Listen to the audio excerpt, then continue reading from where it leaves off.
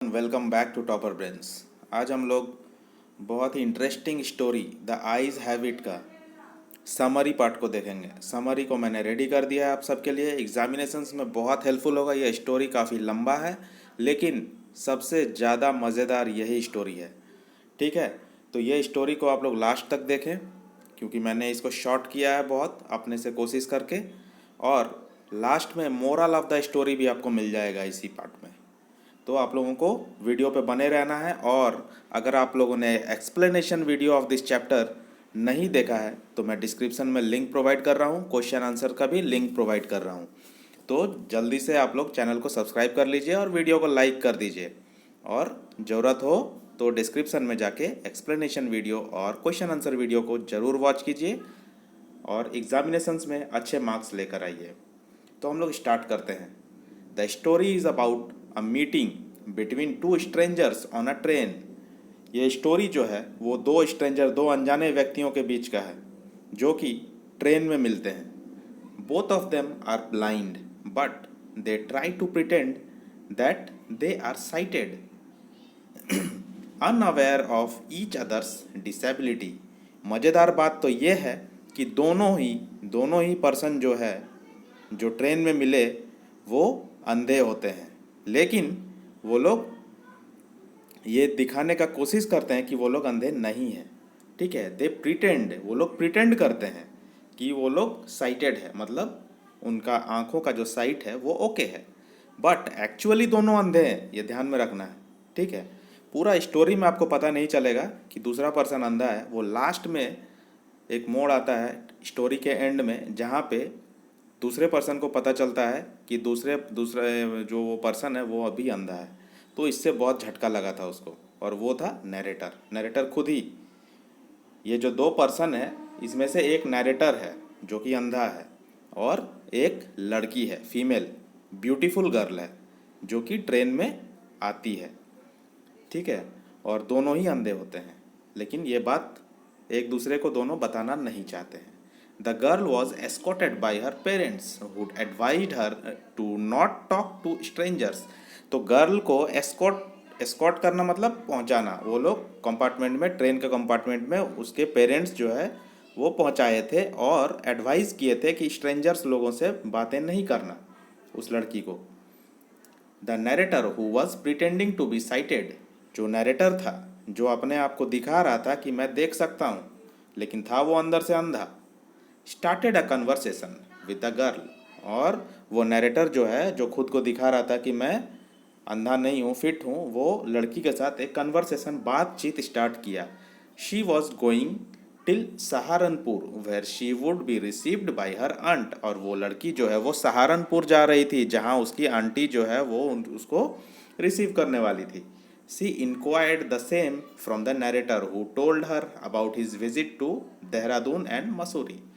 और इसी बात को वो लड़की ने नरेटर से भी कंफर्म करना चाहा, बात करना चाहा, और नरेटर ने अपना विजिट, देहरादून और मसूरी का विजिट है उसके बारे में उस लड़की को बताया। The narrator described the beauty of hills, rain and flowers. और नरेटर ने वहाँ के हिल्स, रेन और फ्लावर्स के बारे में बताया। कहाँ का? देहरादून और मसूरी का, लड़की को, ताकि लड़की इम्प्रेस हो जाए। आप स्टोरी देखिए, मज़ा बहुत आएगा। वो बहुत कोशिश करेगा उसको इम्प्रेस करने का, ठीक है, उसके साथ टाइम स्पेंड करने का। Pretending to be sighted he asked the girl to describe the scene outside the train.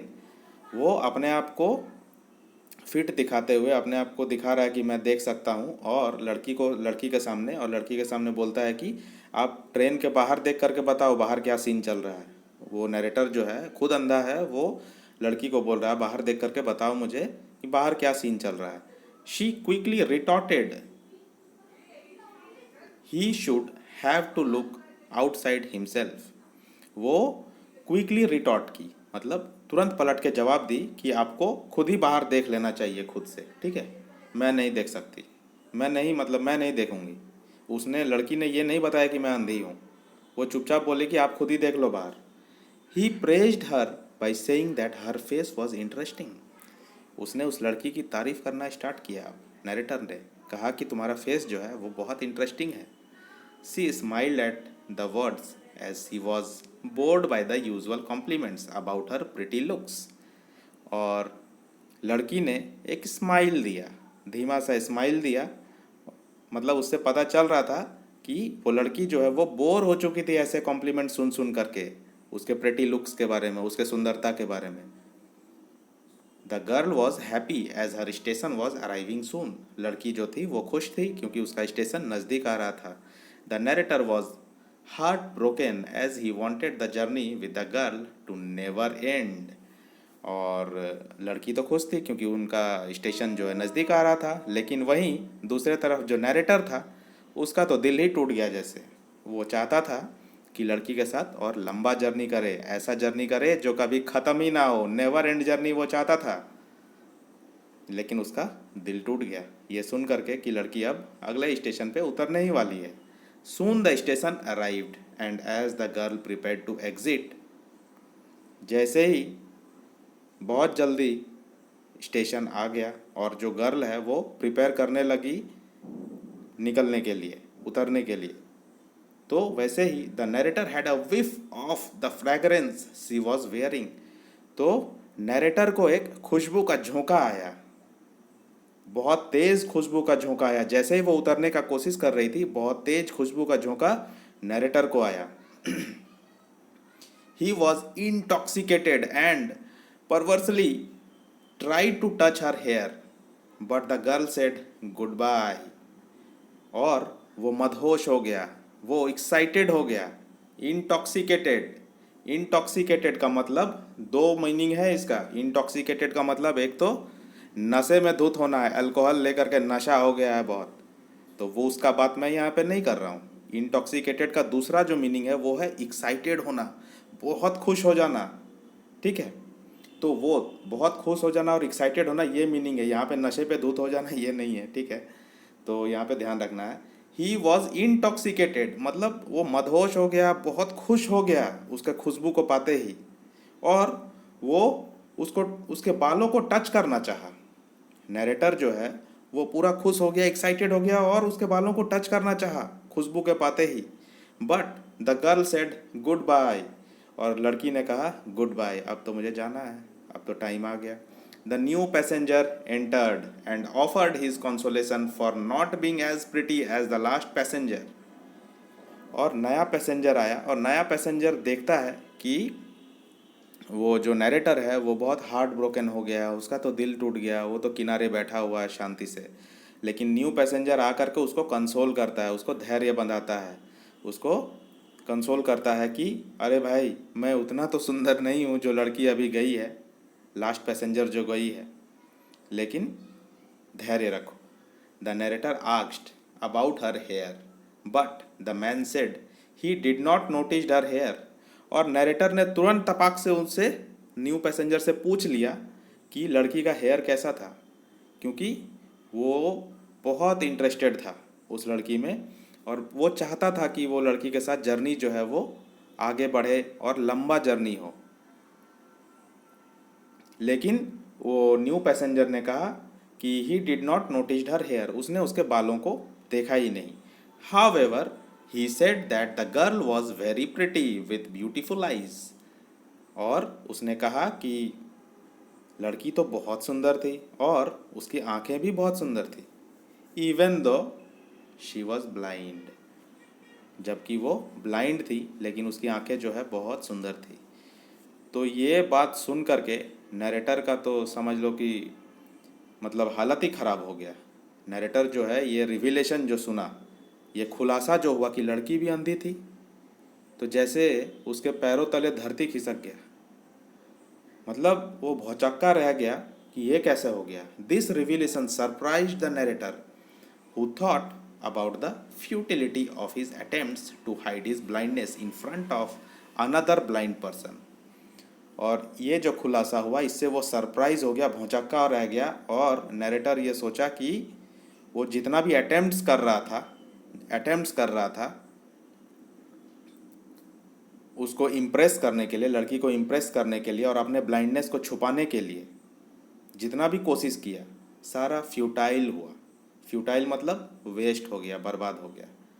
और वो ये सब कोशिश किसके पास कर रहा था? एक ब्लाइंड होकर के दूसरे ब्लाइंड पर्सन के सामने कर रहा था। अपना ब्लाइंडनेस को छुपा रहा था वो दूसरे ब्लाइंड पर्सन के सामने। तो ये बहुत बड़ा बेवकूफ़ी हुआ और नरेटर को ये अंत में समझ में भी आया कि अरे मैं तो खुद ब्लाइंड हूँ, मतलब वो तो खुद ब्लाइंड थी और मैं भी ब्लाइंड था, लेकिन मैं एक ब्लाइंड के सामने अपना ब्लाइंडनेस को छुपा रहा था। मतलब अजब ही बात हो गया।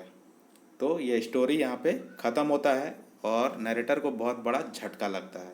तो मोरल ऑफ द स्टोरी क्या होगा, देखते हैं। The moral of the story eyes have it teaches us valuable lesson that God has given the fair share of luck and talent to each and every individual in the world।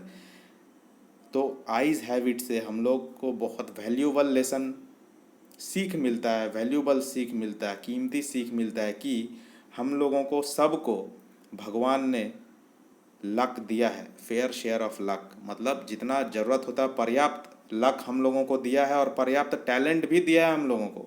Sufficient talent हम लोगों को भगवान ने दिया है। God has given us sufficient luck and talent, ठीक है, to each and every individual in the world. So instead of hiding our shortcomings, we must appreciate that what we have and not complain that what we have not। बहुत बड़ा बात यहाँ पे बोल दिया गया है कि भगवान हम लोगों को वो टैलेंट वो लक सबको मिलता है, भगवान दिए हैं हम लोगों को, और हम लोगों को क्या चाहिए, हम लोग so instead of hiding our shortcomings, हम लोग अपने कमियों को छुपाने के बजाय, शॉर्टकमिंग्स मतलब कमी, डिसएडवांटेज, शॉर्टकमिंग्स को छुपाने के बजाय हम लोगों को उस चीज़ को अप्रिसिएट करना चाहिए जो हम लोगों के पास है।